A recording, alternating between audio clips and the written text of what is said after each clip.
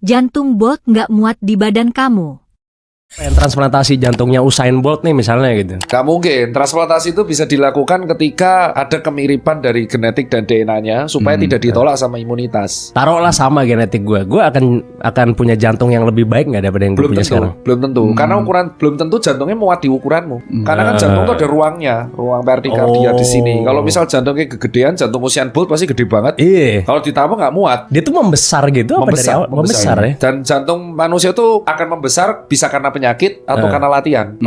Semakin efisien nanti detak jantungnya. Dan kalau ada yang bilang nih terkait transplantasi, sekaligus kita bilang kan banyak TikTok, aku jual ginjal. Nah, itu nggak semudah yang kalian bayangkan. Bahwa transplantasi ginjal kalau di Indonesia itu akan dicek semua. Transplantasinya itu kenal dari siapa, keluarganya nggak. Kalau nggak kenal, nggak boleh ada transaksi uang. Ketika ada transaksi uang, itu batal transplantasinya. Tapi saya juga baru tahu loh kalau transplantasi itu mesti minum imunosupresan tiap hari harus, ya. karena ibaratnya seumur gini, hidup. tubuh kita ini kan sudah mengenal organ kita, kayak tubuh kita punya tentara. Terus tentara kita tuh tahu bahwa oh ini adalah hepar atau jantungnya Tirta. Jadi dia nggak akan menyerang organ ini karena dia taunya ini adalah warga negara tubuh Tirta. Terus ginjalnya tanpa imunosupresan, dia tentara udah siap ya. Terus ginjalnya rusak, digantilah sama ginjal orang lain. Nah karena berbeda, wis opo iki, Cok? Wah, langsung diserbu.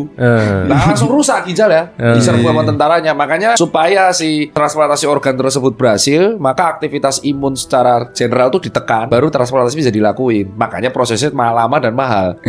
Jadi kalau ada teman-teman jual ginjal tuh gampang. Ginjal ketika ada transaksi itu batal. Oh gitu ya? Iya, batal. Ada tapi yang menengahi antara orang yang nyari ginjal sama orang yang mau jual ginjal. Itu kalau kita di website, aku belum pernah lihat secara langsung. Belum pernah lihat secara langsung. Cuman kalau di website, aku selalu baca-baca kayak itu adalah organisasi ilegal. Organisasi ilegal gitu. Yang organisasi ilegal yang memang terjadi di daerah yang kita nggak tahu, dan itu kadang industrinya kriminal, crime. Gitu. Jadi ya mereka mengambilnya secara gratis, nggak bayar.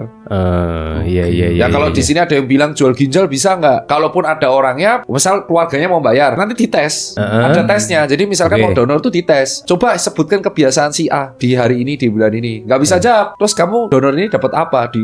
Ketahuan nanti biasanya. Itu yang cerita seniorku beneran. Seniorku di subspesialis perginjalan, dia cerita bahwa nanti ada checklistnya. Kamu kenal kebiasaan si A, B, C, D nggak? Wah saya ternyata orang bukan anggota keluarga. Terus kenal ini dari mana?